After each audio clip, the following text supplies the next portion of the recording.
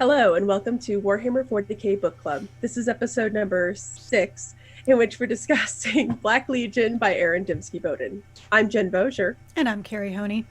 And this is Warhammer 40k Book Club, where we read from a crag. Every episode, we discuss a book that we've selected from the Black Library's Warhammer 40,000 catalog. We post the book on our website, WH40kbookclub.com, along with questions to ponder during reading. Listeners are able to read the book and then tune in to hear our discussion. We encourage participation via Twitter, the site, or Encrypted Box channel. Spoiler warning, if you haven't yet read the book, go ahead and visit the site, check out the book and the questions, and then come back to this post as we'll be discussing the book start to finish in great detail. As mentioned, this episode we're discussing Black Legion by Dembski-Bowden. The book is the sequel to Talon of Horus and continues the story of Iskander Khayon and the rise of the Black Legion. We posted several questions to our followers and ourselves, so let's dive on in. So first off, the same question we always start with. Did you like the book? I mean, okay, it was well written. Yes. The story was entertaining. Mm-hmm. But at the end, I was like, cool story, bro. Same. I loved the parts, but I'm not sure that I loved the whole. There were a lot of really great conversations, a lot of great scenes. From when we talk about which parts really stood out to you, I have so many pages dog-eared. It's ridiculous. I really enjoyed parts of it. But the same thing, I got to the end, and my first reaction was, and? I think I even texted you. I was like, what's the point? Yeah.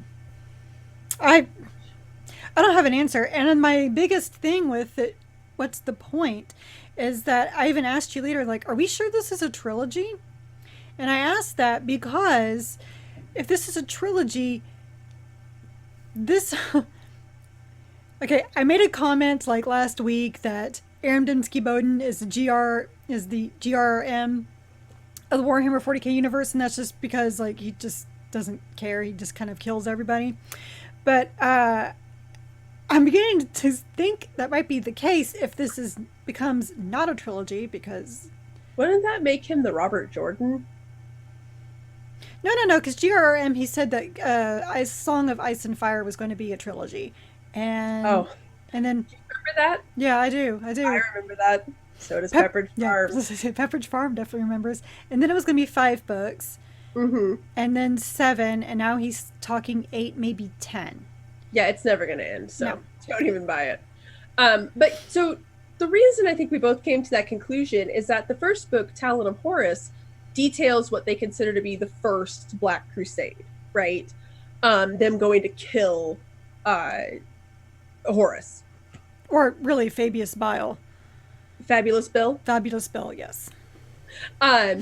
This book explains them going, and it details an epic fight that has been canon forever, the duel, the final showdown between Abaddon and Sigismund. But that's like the second Black Crusade.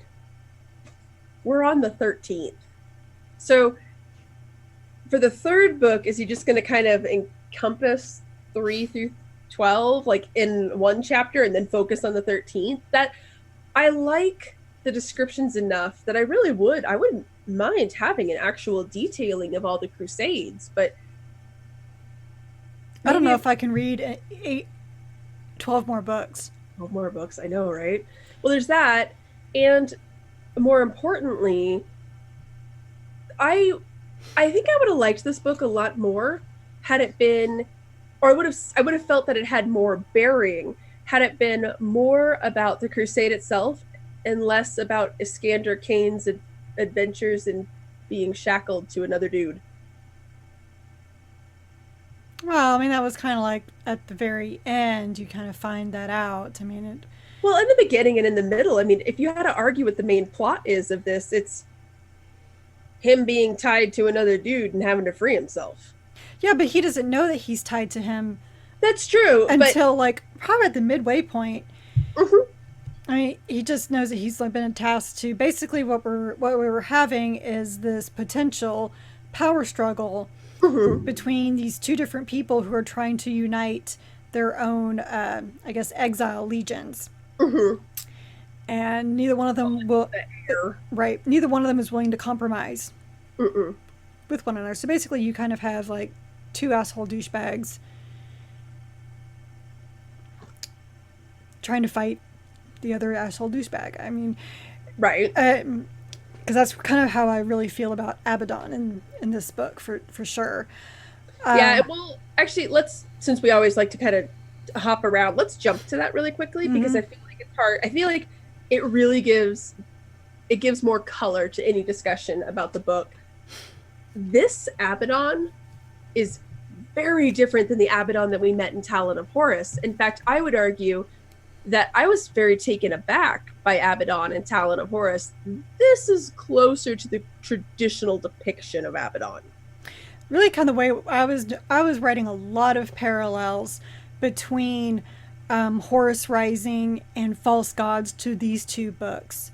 And it's because Abaddon in Horus Rising was very likable. He was like how he was in Talon of Horus.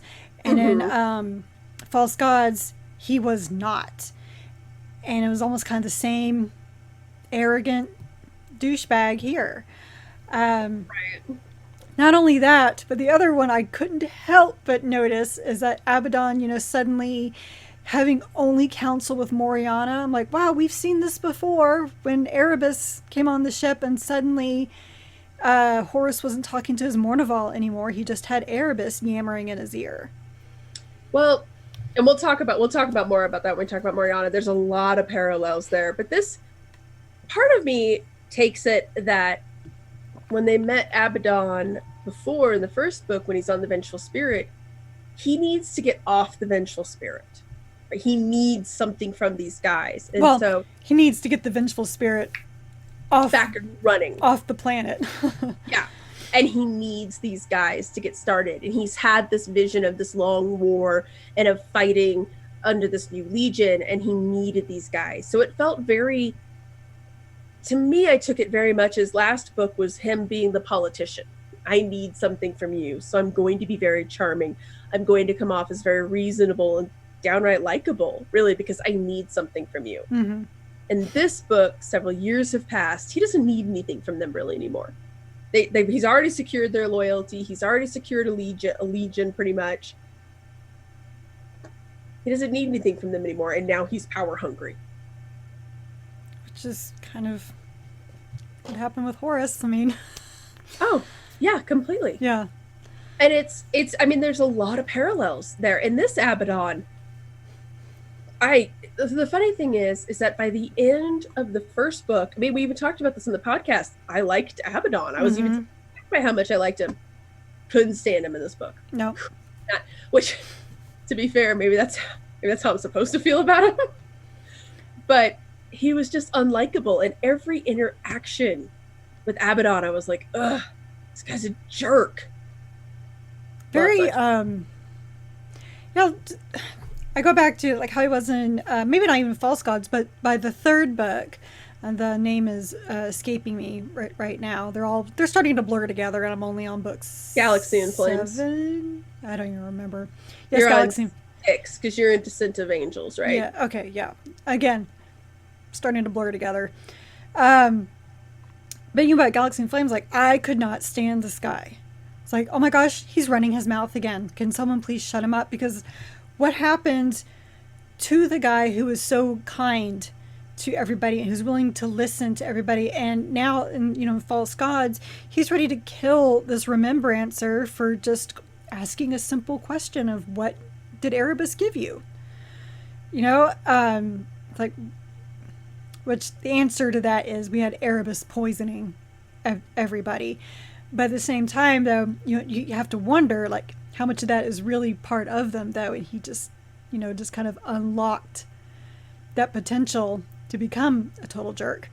And I kind of see the same thing with Abaddon, and like you said, he needed people, so he needed to be nice and be like, yes, we're all going to be a brotherhood and a family. And now that he's kind of in charge and the big kahuna, he's just like, Yeah, so, like, what have you guys done for me lately? So I'm Yeah. just picking my nails and, like, what are you doing for me? Well, and on one hand, I Have you understand done what I asked you to do? that scene, and they started the book with it too. That scene, it was a good, on one hand, it was a great scene because it was very much an intro to this is not the Abaddon from last book. Um, and to be fair, I understand Kane hasn't quite gotten the job done after multiple times, but when Abaddon says to him, he's like, do I strike you as the type of guy who accepts failure? It was like, oh, that's not, and even Kane said that. He's like, I'm pretty much walking into my death right now. Mm-hmm.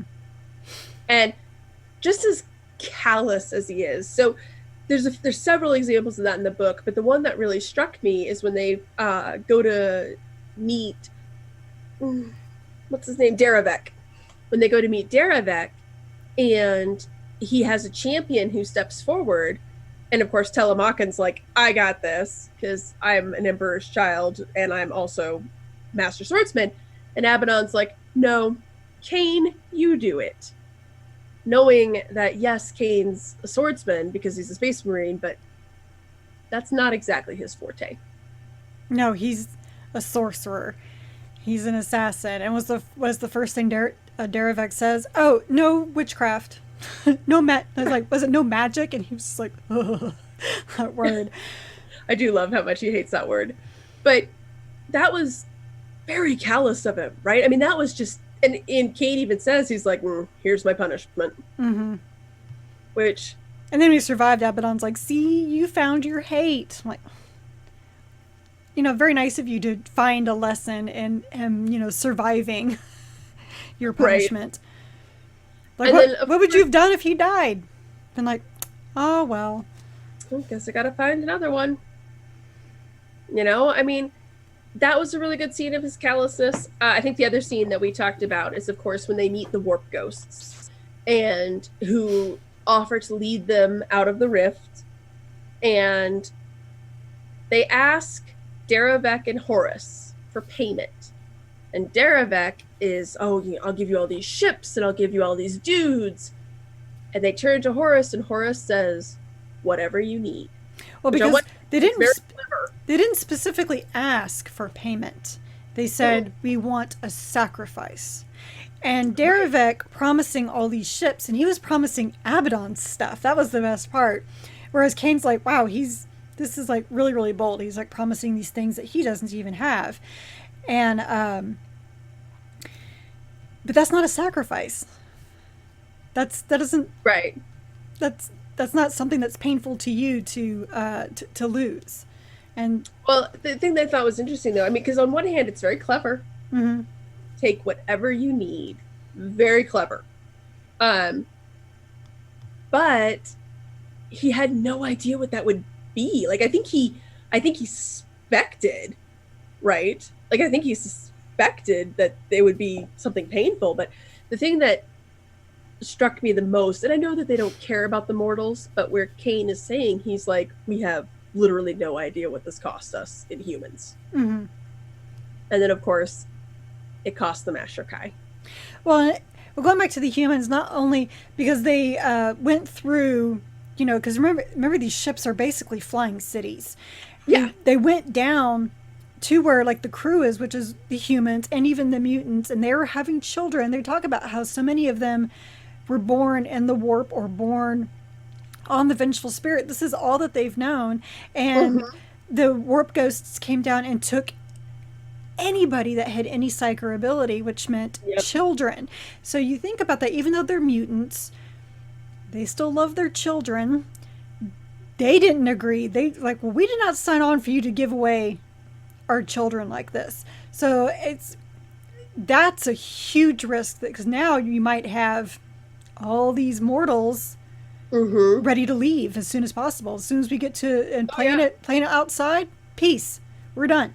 Yeah, I don't think New Badab exists at this point, but yeah, as soon as they get to New Badab, you might lose some of your crew. But so it's interesting to me because it's this very, very, I mean, I would almost argue it's a 180 for Abaddon, that he goes from just being this very kind of I mean, he wasn't, I'm not going to say he was like a chill dude, but he was definitely more charismatic and he seemed like he cared more. And this is, nope, not a single fuck to give. If it comes between him and his destiny. Getting what he wants. Right. Which, so let's jump ahead to that one. So Mariana's reach in the Warhammer 40k universe is staggering. Do we trust her in here? What do we think her motives are? I have no idea. So this is my first time reading about her. Right. You haven't read the Iron Warriors stories. No, I have not. Okay. So, I found, I know, like I wrote this down. Yeah, that it turns out that Mariana was one of the founders of the Inquisition. So that's fascinating. So somehow, and so she's the founder of the Inquisition, which means that she did not live during the time of the Horus heresy, during all that, because this is several hundred years later. But yet somehow, she's like this eternal being. I suspect she's a perpetual. Meaning, I haven't gotten to these. Oh, perpetuals are people who, like, Vulcans are perpetual. You can get killed and you come back. Deus Ex Machina. Anyway, I still don't know how I feel about the perpetual thing. I've always wondered about her if she was maybe part of the Cabal, which you'll learn about when you get to Legion. The Cabal is a group of Xenos, primarily Eldar, who are trying to control the fate of the galaxy. And you'll meet a ton of characters that are part of the Cabal. Part of me wonders if maybe she's part of that group, because they have two immortal humans. Well, they had two. I think Damon Pratanus is still alive, and John Grammaticus, they're from like old Earth. They're from like our time. Mm-hmm. So I've always kind of wondered if maybe she was part of that group, because she served the Imperium for a while and then she jumps over. Right. So, and there might be a story that explains this. The only time that I ever saw her is in the Iron Warriors book. They go to hunt her down, because that's how Hansu figures out where the demon Makar is he goes and he talks to her, because she's been banished from Abaddon. Oh, okay. So when she showed up in here, I was like, oh my gosh, I totally forgot that she, like, served him for a while and apparently leads him to Draknayan, which she's rather, which that's the thing that also makes me think she might be part of the Cabal, because she is real excited for him to find the Draknayan. Which I'm guessing is another talking sword. Oh yeah, it's the talking sword. The talking sword. So, like, all the other talking swords were like the rings that were given to the elves and men, but they all were deceived because there was Draknayan. Yeah, which I don't even really. I want to read more about it, but maybe with a less meandering onto other things. But Mariana, the character is just so weird to me, and I don't. When she appeared, I had that moment of and then I was kind of like, oh. Okay.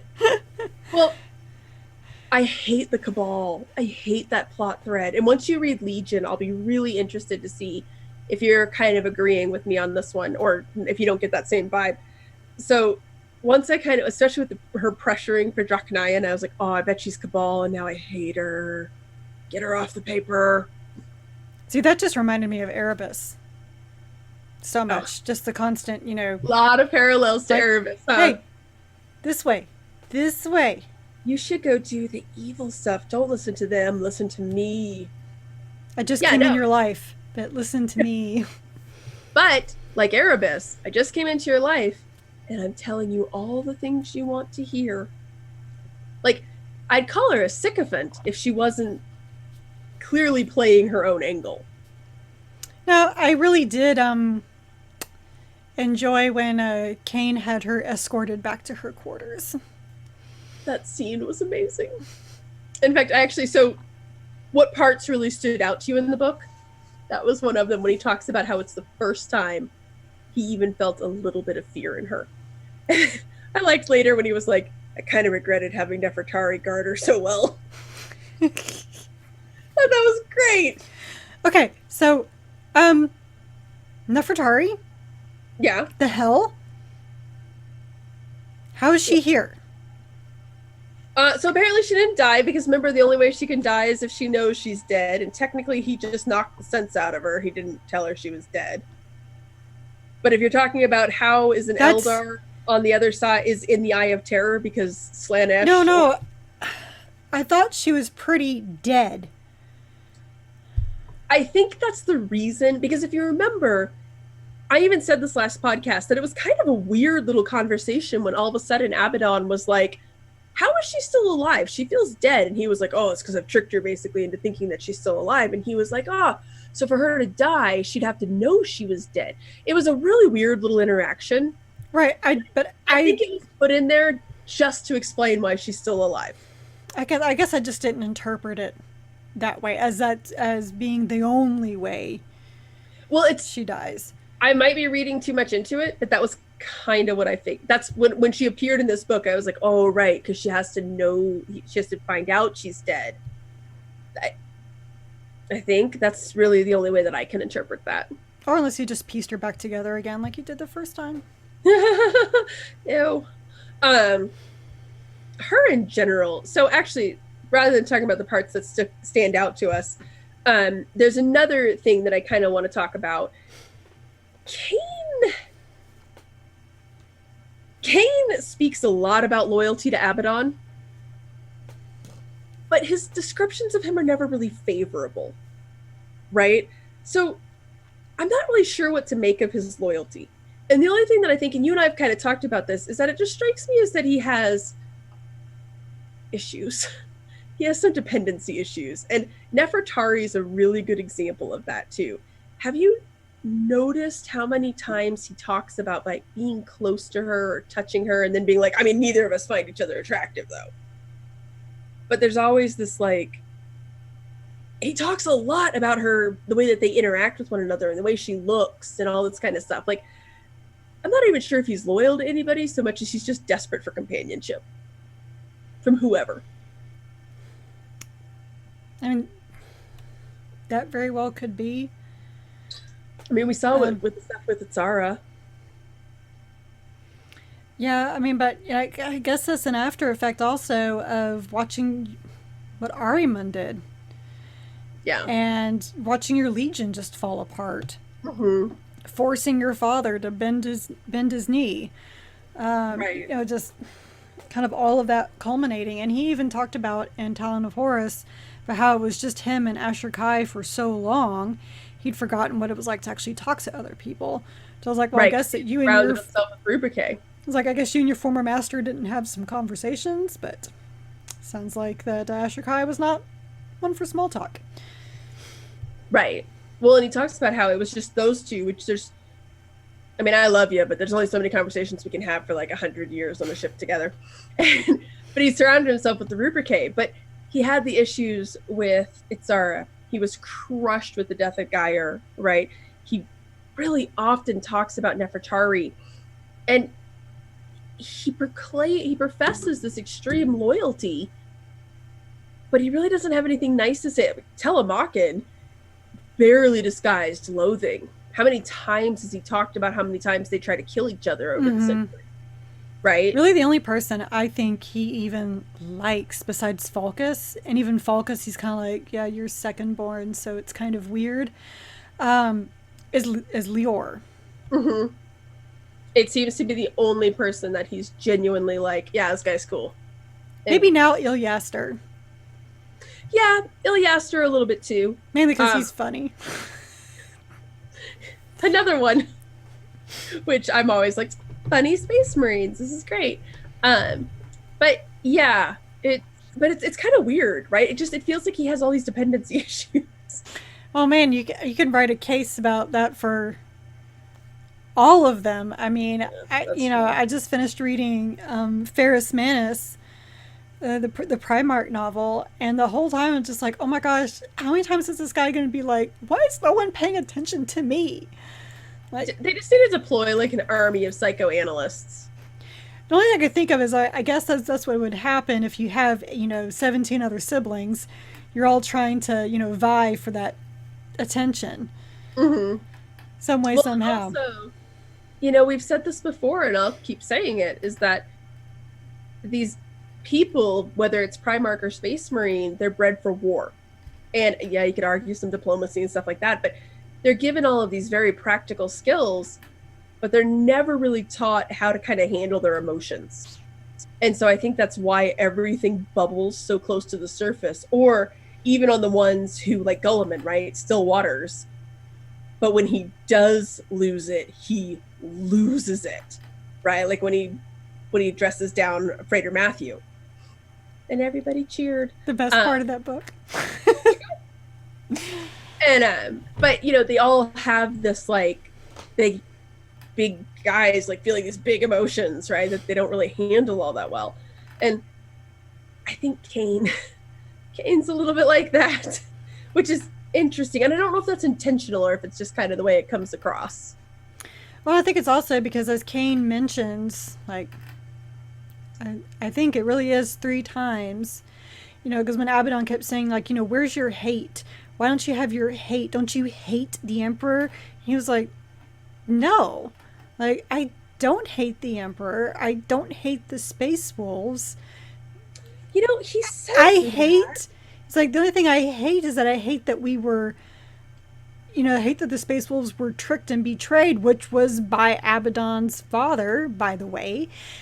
And he's, constantly, he also says, he's like, I don't have any hate because I never had a choice to hate. Right.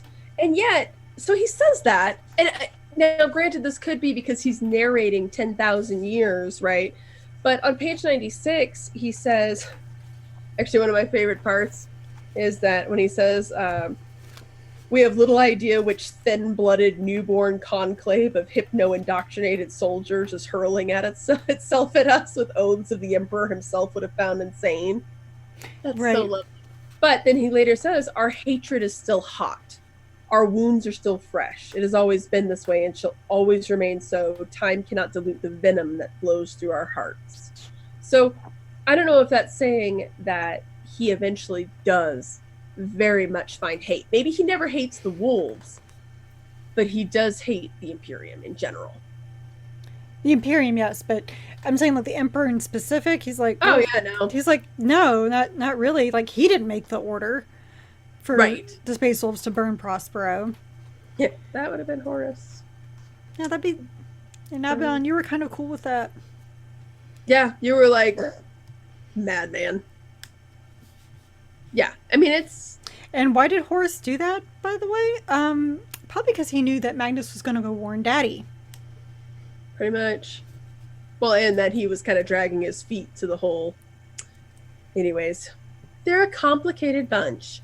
But, so, speaking of that a little bit, Kane's description of the warp and warpcraft and demons... It feels increasingly glib. I'm not entirely sure I trust him as a narrator. I'm sure... So, like, last book, I think I used the Obi-Wan Kenobi thing of, well, what he's saying is true from a certain point of view. Mm-hmm. And I think that's still true. I'm just not sure I trust a certain point of view. Well, the way I kind of took it is that it didn't really feel that much glib to me as more of a... Because as he said, we never had a choice. This is how it is now. Mm-hmm. This is just how it is. Yep, these things happen. You know why? Because I didn't have a choice. I was thrust into the eye. I didn't really have a choice to be here, and I've done what I've had to do to survive. It's just how it is. Well, the thing that struck me was that in the very beginning, he talks about how they have a phrase. They say, he is known by the gods. And they don't always use it as a positive. And it's when, like, people start to mutate and stuff like that.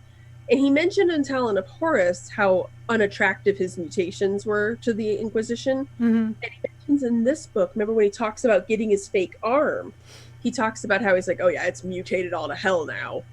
Like how it has these hooks and these barbs and all this stuff coming out of it, right? Now again, maybe it's because so much time has passed, but in both of these books, he talks about these people who have these mutations and he's like, ugh. But then also out of the other side of his mouth, he's like, "Yeah, look at mine. I got hooks and stuff in my hands. Cool." Actually, one thing I even took a note about that. I really, really liked him explaining the mutations with the warp. That it's based on the sins that the warp finds in you, and it manifests them externally. It's like I forget who it was you saw, but he had like I don't know some kind of spines coming out of his back or out of his head, and he was like, makes me wonder what he had going on in his heart for that to manifest. Yep. Which I find so interesting, and I really do love his descriptions and his explanations of them. I just am not always sure, because a lot of the times he talks about, and I have to find where I highlighted this phrase, but he said, the ruinous powers, he said, they don't obey us. It uses us. It elevates us for the purpose of its own whims. It is a force of honesty, true, making us wear our sins on our armored skin, but it is also the essence of absolute deception, shifting and warping whatever it wishes to pursue its conflicting ends. It can be used, but only if you are willing to be used in return. Which, again, he talks about like how, oh, no, this is totally fine. You just have to be cautious with it. But, every now and then you just have to kind of use it a little bit. So it just kind of feels like he's talking out of both sides of his mouth sometimes to me. So I'm like, yeah, you're talking about like you hate this stuff, but then you're also like, I mean, it's cool. Well, again, I think it's just one of those like, well, I'm in the eye. I gotta do what I gotta do. When in Rome. Right? Right. That's totally fair, too. So, Kane, along those lines, Kane talks a lot about how difficult life is in the warp. And it's actually one of the things that I love. Like in last book, he had a specific thing where he talks about how many wars they've fought over clean water. And he had a big section in here where he talks about how right before the Void battle, where he's like, first off, let me explain a little something about our armada really quickly. And he talks about how he's like, all of our stuff is old. It's falling apart. It's from the heresy. And before that, we have to like steal stuff and And when he talks about like how we don't have any farms or mechanicum places building us new stuff and shipping us food, everything has to be fought for. Right. It's kind of what Mad Max. I mean, yeah, grimdark Mad Max, pretty much. With demons. You take Mad Max and then you go even grimmer and darker. It pretty much is what it is, and it's funny. And I did write an article about this because, on one hand, Kane and Abaddon and everybody else, they seem so civil and rational, and Kane especially very polite, very straightforward, and yet there's this barbarism and evil to them, right? Like again, when he's like, oh yeah, I can't tell you how many people I've killed over clean water.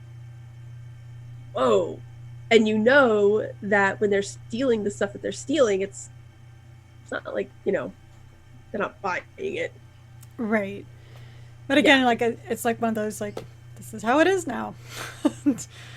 Right. Got to do what we got to do. We need clean water. Right. And it's also those little logical things that you're like, oh, yeah, that's true, actually. Which, that was one of my favorite scenes when they first meet the Black Templars, when they first come across them, and they're like, how long have we been gone from the Imperium? Right. They talk about the Mark IV power armor, and they're like, yeah, we saw like 2 suits of this, and now everybody's wearing it. That's pretty crazy. Same time, it's time to harvest some armor. Oh, yeah, and they talk about that extensively in those Night Lords books, where that's how you get new armor. Whether it's from your guys or their guys, just get it and repaint it. It's fine. Well, I mean, hell, in the Revolutionary War, there weren't enough muskets for the Americans, so they had to stand in the back so they could just have like the numbers. And then if their compatriots or the British fell, they had to take theirs. Yep. Oh, no, it's very much as you do. But it's just those little things that you're like, oh, yeah, that's true. Chaos doesn't have great benefits or infrastructure. No. No. At all. I'm just not really imagining that there's much food or water on these planets that are within the eye. Nothing you want to put in your body at any rate, Mm. even as a space marine.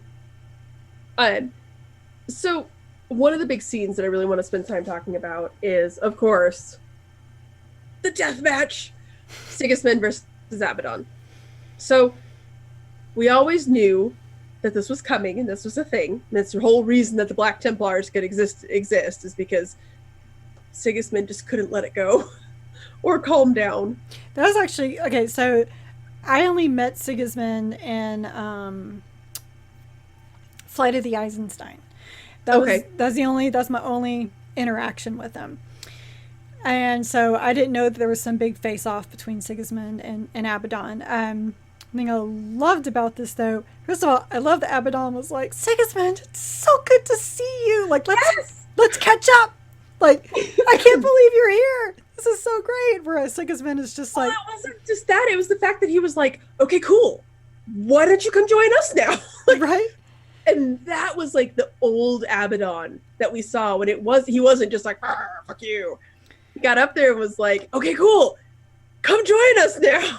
I mean, it was just Christ like, hey, buddy, haven't seen you in like 10,000 years. Like, what's up? Like, what's going on? Like 1,000 at this point. But yeah, I mean, right. like, it's been a spell. And over Sigismund's just like, well, they're here. Just these fucking people. Oh, yeah. Well, he even says, he's just like, I knew it.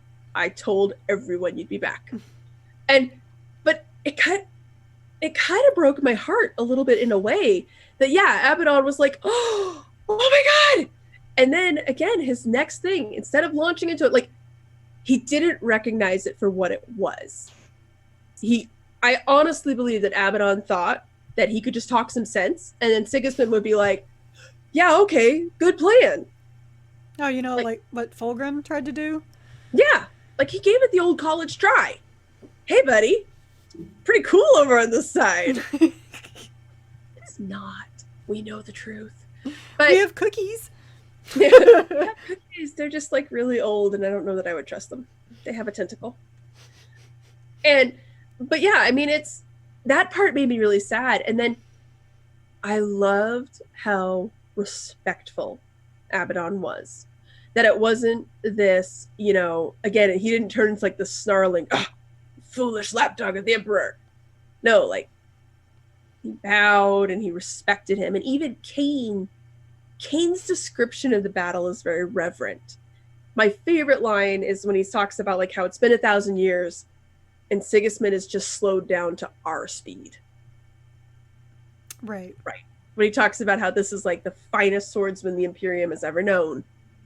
And yeah, he's just now slowing down to like a Terminator's speed.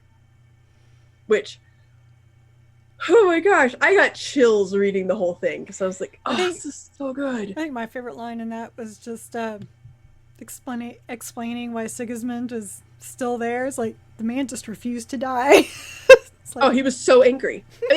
So that's kind of the basis for the angry Marines when you see them online. Like, that's kind of the basis for it. The Black Templars were just too pissed off. That's why they don't have a home world really, or a base. They're just constantly traveling to go kill shit. They are so angry. And it's because Sigismund just couldn't let it go. Well, they're from dealing with their emotions. They're from the Imperial Fists, correct? Mm-hmm. Yeah, because Sigismund, I think I'm pretty sure was the first captain. I think, yes. Mm-hmm. Yeah, and they just couldn't let it go, which is so delightful. And he was refusing to die in the end. He had to get some last words in. Yeah. It was so great. Oh, it was so great, and I loved. It was great, and all of his sass. And then yet, there wasn't enough of it. Yeah. It was just like, so like because Kane couldn't be there. He was ordered to stay on the ship to be with Ultio. And so he was kind of like tapping in and out, trying to see, I forget through whose eyes. But then just as it was getting good, he gets yanked back out. And the next thing we hear is Abaddon is wounded. He may be on death's door. I was like, well, that's a lot of kind of, you know, description that's missing now. The only thing that I can think of is that I don't know if it was that Aaron Dembski-Bowden didn't feel as though he had the prowess to to do the justice to the fight, or if he wanted you to let your imagination do. It's kind of like in a horror movie, like really good horror movies, what you don't see is often more powerful than what you do. Mm-hmm. So I don't know if maybe he was like, look, I want to leave this to your inference, because later when Kane's talking to Abaddon, he says, he's like, you know, what happened? And he's like, oh yeah, sword straight through it, buried it to the hilt. And they kind of tell it in retrospect, which kind of gives you a little more picture. But I was a little disappointed too. And I even read the scene aloud to my husband, and he was like, and? Right? That's it? That's it. Kane had to go do something on the ship. No, because, you know, speaking of those who won't die, Derevek had to follow them out of the eye. Yeah, which I understood them saying that basically they latched on to Kane as a beacon. Mm-hmm. But on the other hand, if you could just latch onto a beacon outside of the eye, did you need the warp ghosts? Well, but Derevek had a very special beacon with Kane. He had a piece of his soul. I mean, Derevek didn't have anybody else's souls. Well, that's true, but that, I'm not gonna lie, when I read that, I was like, oh, that's kind of a cop-out. Well, like, the whole thing was, to me, that whole relationship between the two was kind of a cop-out, especially when you find out that, no, Derevek did not kill him.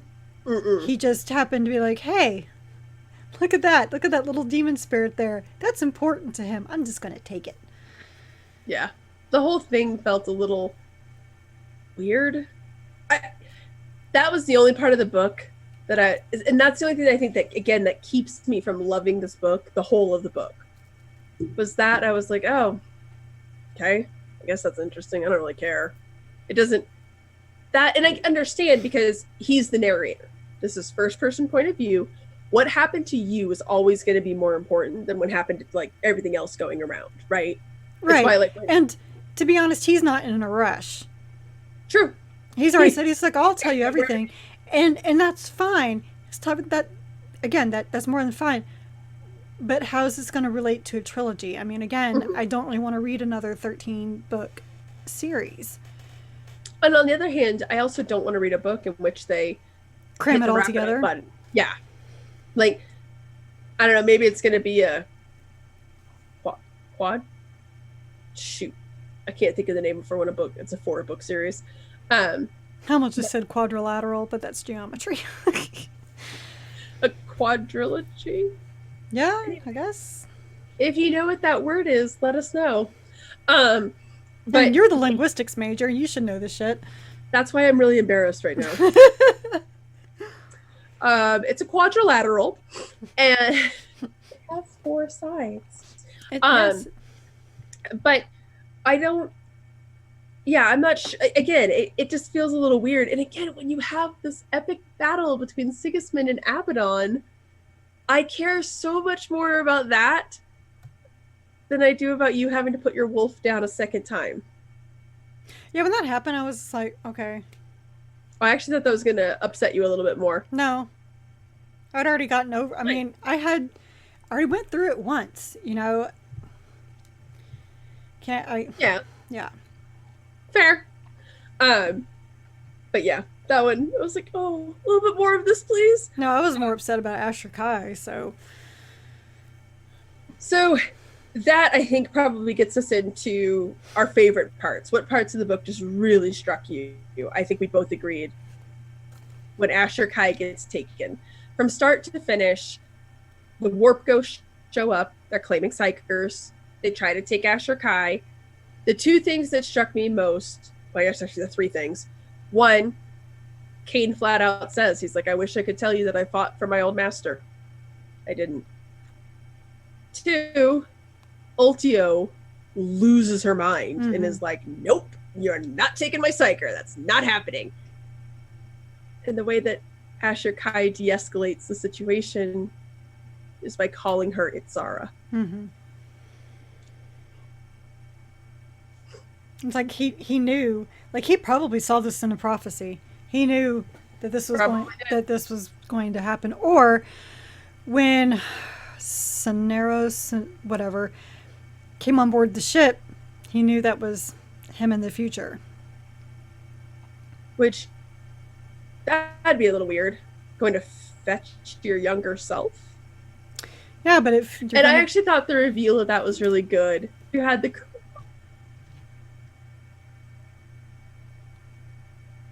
Uh-oh. Oh, go ahead. And I was like, it all of a sudden locked up there for a second. Well, I mean, you know, going back to what you're trying to explain to me with Lorgar and the first heretic, you know, if time's a loop, then yeah, the future self is going to come and get his past self. And that's also an Aaron Dembski-Bowden book, which we've already seen. If you've read The First Heretic, you know that it's Lorgar who goes back in time and scatters the Primarchs. And so this concept of you are destined to keep doing this thing. Mm-hmm. And so, yeah, Asher Kai, I imagine if they had come, like even if it had been old Iskander Kane had come back to him, he'd be like, no. But Asher Kai, of course, if your older version comes to you, if you from the future comes to you and says, okay, it's time to go now, you'd be like, okay. Because again, I think he saw it in a prophecy. And not only that, but Asher, or it just makes sense to him. Or, you know, in Asher Kai, he was the reason why Kane would have reacted that way is because Kane doesn't believe in fate or destiny. Where Asher Kai does. Yes. He does. And not only, but I loved the reveal of it. I loved that when his crow, right before he fades away, is kind of scratching at the armor. And that's when Kane is like, wait a minute. Yeah. And yeah, that scene affected me way more than I thought it was going to. Yeah, that was probably the most emotional scene of the whole book for me, including all the times that I laughed. I laughed a bunch too. My favorite, I'm gonna pull it up. Favorite thing that it actually kind of made me like guffaw, and my kids were like, "What is wrong with you?" It is on page 90 when Kane meets with Akalir the Erudite. He's like, Akalir the Erudite. I said, banner bearer for Bejara's company. I read your treatise on the significance of iambic pentameter in Cantori summoning verse. Oh my god, I lost it. Yes. I laughed really hard about that too, especially since the guy's like, those days are behind me. Right. Like, I don't write research papers on literature anymore. Yeah, I don't. Who has time for a treatise? I'm killing people. Yes, I loved. It was just a really random thing to convince somebody on, and yes, I also laughed at that. And of course, the best part for me was when they learned about the God Emperor. Oh my god! No pun intended. Yes. So Mariana refers to the God Emperor, and everything stops. And there's two reactions that really matter. Telemachon immediately just dies laughing, cannot catch his breath. They describe him bent at the waist, crying, sobbing, laughing. Like at one point, he actually got down on all fours and threw up. Yeah, because he's laughing so hard. And Kane is just like, the God Emperor? The God Emperor. And it's Telemachon who stands up and says, Lorgar won. And when he said that, I was like, oh God. Why would you word it that way? Don't word it that way. It's true. I mean, Reboot already kind of said it. You know? Yeah, but the fact that one of the traitor legions was like, oh, that cracked me up. And just, again, as much as I hate Telemachon, that description of him just belly laughing until he pukes. That's pretty amazing. Well, and especially again because of that phrase that I liked when he talks about how the Space Marines throwing themselves with proclamations that the Emperor would have hated, and that's I like what he says. The God Emperor. I tried to repeat Mariana's words, but my mouth refused to give them shape. And just how many times a god. They believed the Emperor was a god. It's amazing. Again, there's this kind of childlike wonder in this book, because there's that scene, and then there's also when they run into the Templars and they're like, how long have we been gone from the Imperium? Where they're looking at all this stuff and they're like, what is this? There's this kind of childlike sense to it. Evil child, like Damien child, but still child. Right? And I loved that scene as well. My two favorite scenes in this book, because my biggest complaint is there was not enough Lheor. There's one where Khayon is all kind of pissy and pitching a fit. Huh? He's pissy the whole book. He really is salty, isn't he? But he's kind of angry, and he's talking to Lheor, and he's just like, does Abaddon always talk about my failings? How would you feel if he talked to me about your failings? And Lheor kind of sasses him, is like, believe it or not, I have more important things to do, like actually leading armies and fighting battles and stuff. And besides, I have no failings. I loved it. And then my favorite line, I'm trying to find what page it's on, is when he's telling Lheor, when he tells him that we have to leave, right? Or that he's telling him his plan. Like, somebody has to stay behind and fight. And Lheor's like, let's see, what does he say? He says that we're staying. It's going to be us that has to stay behind. And Khayon's like, yep. And he's like, yeah, we're not staying behind because of some nobility. You just want to kill Darafek. He says, 2 correct guesses in the same hour. This is a day of rare genius for you, my brother. Next, you will tell me you have learned to read. I like that, too. I laughed really hard at that. I was like, oh, the world eater can read, I'm sure. Maybe.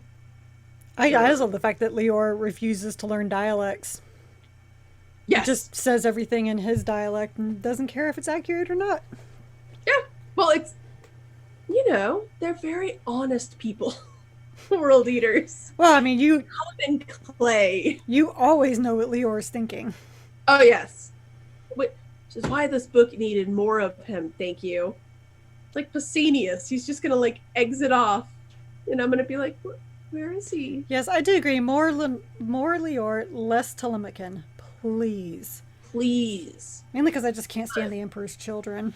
That intro scene, or not intro, but the one where Telemachon's dude is kind of trying to bait Lheor into a fight. Oh, Zaidu, yeah. When he's trying to bait him into a fight, I don't like his character, and I understand that's how it runs, and Abaddon kind of thinks that shit's funny, but I don't like these people. I don't like this. Yeah, I don't like any of this.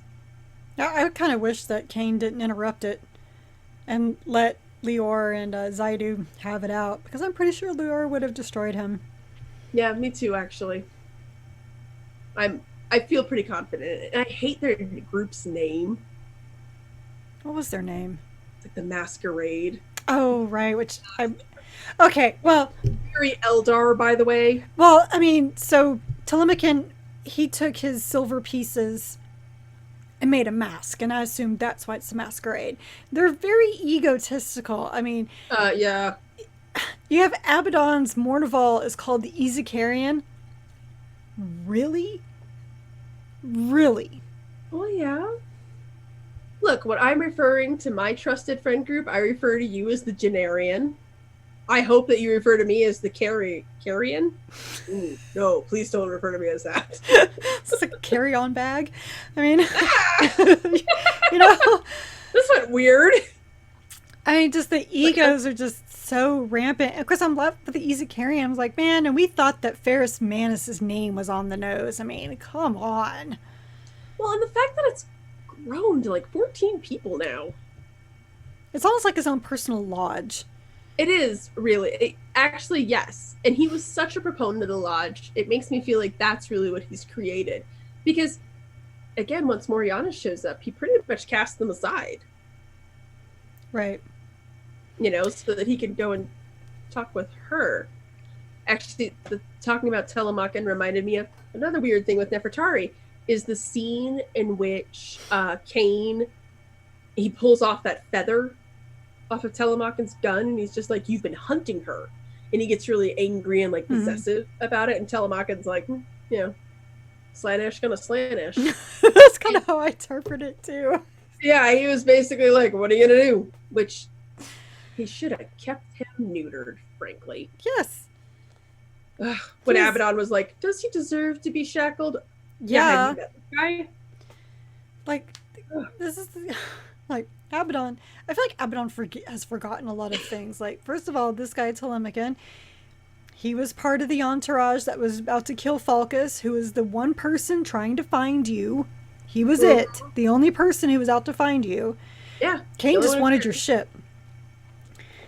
And Lheor just wanted the ship.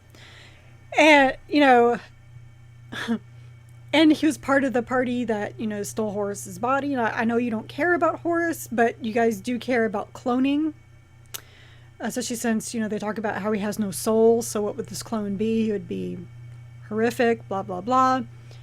But no, it's cool. It's cool. Like, we need to Emperor's children. Let's just have, you know, Pink Boy hanging out, I guess.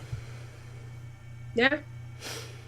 It just, and again, I think it's because this way now he has a representative from, he has a Death Guard, he has an Emperor's Children guy, he has a Thousand Sons guy, he has a World Eater, so he has the whole pantheon represented around him in his trusted circle, so that he's then Chaos Undivided. That's the only reason I can think of it. Yeah, too bad Khayon doesn't really care about his god. Mentions the name once and said he would never mention it again. He mentions it twice, actually. Well, no, but he actually mentioned the name, the actual name. Oh, that's true. Yeah, that is true, yes. And, yeah, he does mention it twice, which then the fact that he never mentioned it at all in Talon of Horus, I was like, oh, maybe it was just an oversight. Because it just very casually gets dropped in this book. So, speaking of Horus, the last thing I want to talk about. In the beginning of the book, Khayon spends like a lot of time talking about how there's something very weird about Abaddon. Mm-hmm. Something very off with him and very strange in the way that the warp moves around him. At the end of the book, he kind of confronts him and asks him, are you a clone of Horus? And Abaddon's like, what if I am? On one hand, I'm like, yeah, that's actually a really good question. I don't care. Like, and I don't think he is, because I don't think he is. If you read the Horus Heresy books, they talk about the only one who could have been mistaken as being a clone of him was little Horus Aximand. Mm-hmm. So it seems like such a weird reveal or plot point to throw in here. But was it really a reveal, or is it just like they're throwing out a nugget of something for people to chew on, to think about over time? Because they never confirm or deny, and I guess I just didn't see the point in it. Maybe that's the big part that I have, like the problem that I have with it too, is that Ezekiel kind of dodges the question. Yeah, he kind of dodges the question in the way that he says, because he says, let's see. So yet again, we come back to trust my brother, so it seems. And then he does say, he's like, what does it matter? What does it even matter if that's the truth? So he does demur out of it, but he also doesn't deny it. But I think that was Abaddon just like, I don't have to explain anything to you. That's true too. And to be fair, he doesn't. Right. And he doesn't want to. Yeah, I don't blame him either. And he's probably also thinking, if he's not, and I don't believe he is the clone of Horus, like, this is like the dumbest question anyone has ever asked me. Like, there's no reason for me to answer it because it's so dumb. Mm-hmm. But Khayon believes he is. Kane doesn't know what he believes. Okay, that's actually probably valid. I just it felt like kind of a waste of page space if I'm gonna put a fine point on it. Honestly, again, I liked the parts of this. There were so many good scenes in it, but overall, I'm not sure that Aaron Dembski-Bowden was feeling it. It just didn't seem to fit in with the overall idea. I'm like, okay, so yes, I knew that they had to get out of the eye somehow, but did we really need like 364 pages on them getting out of the eye just to get to Sigismund? Because to me, like building up his empire or whatever already happened. Right. In the other book, I didn't need. I assumed there was going to be, fights for scraps and all that. I really didn't care to learn about any of it. And what was the point of any of it? Right. And honestly, the other thing too, the whole jaunt down to oh shoot, what is the name of that planet? It's Malkium or something like that, Malcium. The whole jaunt down to that planet just so that they can find Mariana, that felt weird too. Like, again, it felt like a lot of page space to have one thing happen. And the whole Daravec thing, Another thing I can see that would have future reparations is just because, not reparations, but ripples, is because now he's out of the eye too. And but Daravec, never mind. I thought Daravec is killed. Exactly. He gets killed. He is killed. He is dead. Yeah. No, so, he gets killed. You're right. So, so now you got some, Death Guard, I guess, running around, but you always did because Mortarion and Typhus were hanging out and spreading the cold and. Yeah. So, exactly. Yeah. So I was trying to find a point to it, and then I realized there is no point to it. It's just kind of a cool story. As you said, like, cool story, bro. Oh, okay, that's neat. There's an author that I like, and his name just totally escaped me. I think it's John Landon. He wrote a book called The Fisherman, and another one that also, I'm having total brain fart. It's been a really long week, you guys. They're two horror novels. I really like them, but they're told in that Melville style where it's kind of this rambling stream of consciousness. And this was very Melville to me too, in that it was just like, I have an interesting story to tell you. Like, this would have been the best. I met this guy at a bar. He told me all this cool stuff. Like, it felt like a drinking buddy story, right? Okay, tell me I'm wrong. No, that's why I'm laughing. It's funny because it's true. Yeah, say what you will about Moby Dick, but the way that it's written... I'll say a lot about Moby Dick. Well, won't we all? But the way that it's written and the way that Ishmael narrates the book, it's very much like you're sitting at a bar with a guy and he's like, have I got a story for you? So this reminds me of like a bar story, which not a bad thing. Just with less whale symbolism. Yes. And, ruminations on the nature of evil and corruption. But this, I guess, I like it. It's not a bad book by any means. I wish I would have seen like the greater point and place. Right, so the things that I liked from it, his explanations for the mutations of the Chaos Marines. That was so awesome. And his explanations of just kind of like why things are the way that they are in the warp. I love this quote with the God Emperor. It's like, he was betrayed by his sons, then betrayed by his own empire, since they are worshiping him. Well, I said this in my article, and I stand by this. In a lot of ways, this feels like a professor's lecture or treatise, if you will, on the nature of being a traitor. Oh shit! Is this thing an iambic pentameter? I will. That would be so awesome. I will burn this book and then buy another copy of it. But like a lot of it, as you said, it's kind of like an interesting, it's more like an interesting like primer to what it's like to be on the warp and be part of Abaddon's merry crew. Even just leading up to them with the "we are returned," right? Like just leading up to that. It's like, oh. But yeah, I mean, there's so many scenes in here. As I said, I loved the parts. Mm-hmm. I just didn't love the whole. Like one thing that I really liked, I want to read this one little passage. Yeah. I really like, because I admit 100%, I am a Magnus apologist. Because I believe that Magnus, he is the epitome of the road, I guess, to chaos is paved with good intentions.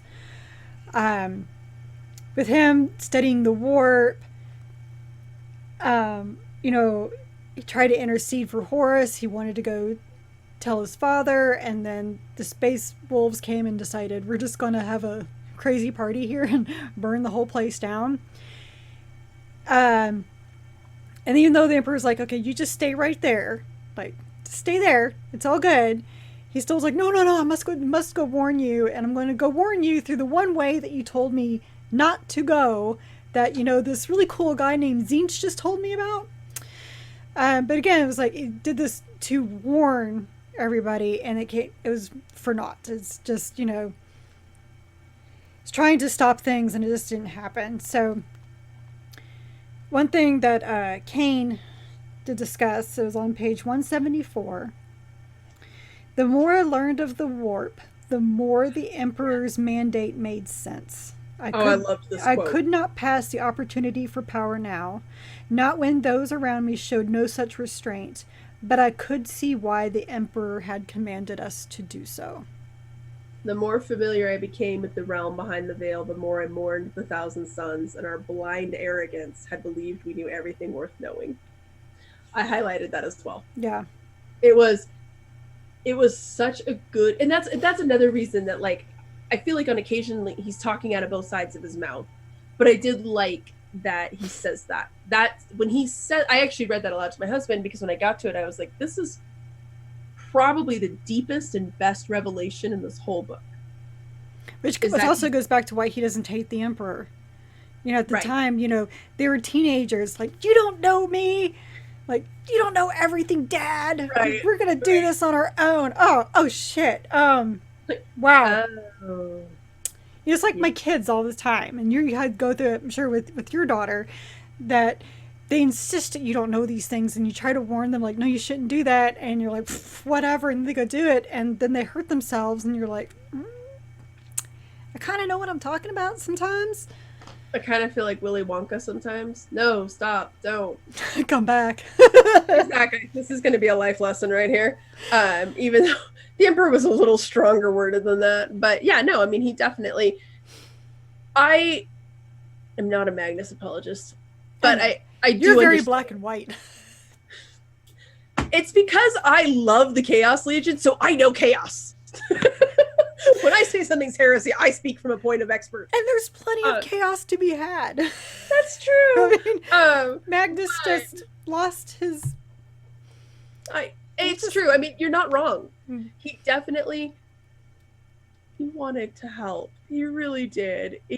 It's also like Ahriman. We've said this before with Ahriman. He had best intentions. Right. But, sadly... Yeah, unfortunately, the road to chaos and heresy is paved with good intentions, evidently. It's the truth. So I think overall, I'm glad we read it. Mm-hmm. I'm looking forward to the next book. I am cautiously looking forward to the next book. Yes. Having said that, I'm looking forward to the next book, but if it keeps meandering as much as this one does, I'm going to be a little disappointed. Then it will become the Wheel of Time. Exactly. The only thing that's missing is descriptions of what they were eating and what dress somebody was wearing. Well, and that's because they don't eat. Well, that's true, because they don't have farms. Well, no. There was description of them eating when they ate the brain. I forgot about that. Yeah. Yes, when they were like, yummy, this is quite delectable, and here's how we do it, and here's when other people do it, and oh, lovely. Yeah, that actually did start to jaunt into Robert Jordan. Yeah. Yeah. Oh dear. Anyways, do you want to take us out? Well, before we wrap up, we had a brief giveaway this week. I wanted it to be longer, but as usual, I couldn't get my shit together. So here we are. But because I'm a dumbass, I have 2 copies of the Black Legion. And so I was giving one away, and basically we asked a question to be answered, and whoever got it correct got 2 entries, and whoever just followed us on Twitter got 1 entry. Well, we only had one person get the answer right, and the question was, what is Carrie's Mournival? Because Jen has declared that something is my Mournival. And the answer is, actually I have one right here, my Funko Pops. Because I don't think I have 400 the way that Horus does in this one Primarch description. But, or maybe I do. Man, I don't want to count them. But yeah, so I wouldn't want to count them. So, but our winner is Jason Marshall. So I will be DMing you soon for your address. I will mail you your own copy of the Black Legion. I hope you've read Talon of Horus first, though. Yeah, you should do the thing. Otherwise, there will be a lot of stuff in here that you're going to be a little confused about. But thank you, Jason. Thank you for listening, and yes. Thank you for paying attention another one in the future. Yeah, paying attention to our random little things we put on Twitter every now and then. But you have listened to the Warhammer 40k Book Club episode regarding the Black Legion. Be sure to join us for our next book when we look into something completely different, a Loyalist Space Marines chapter written by Aaron Dembski-Bowden. Spear of the Emperor. Oh, it's like so shiny. It reflects. It's so shiny. Ooh, shiny. It's just the Space Marine that's shiny. I know, it's so which cool. Is so cool. My copy is currently being read by my husband, so I can't demonstrate it. Oh, well, so the hardback is already out. The ebook is out. The paperback will not be out until December, if that's what you're waiting on. The audiobook is also available, if that is what you prefer. So we are an unofficial book club and not affiliated with the Black Library or any of its affiliates.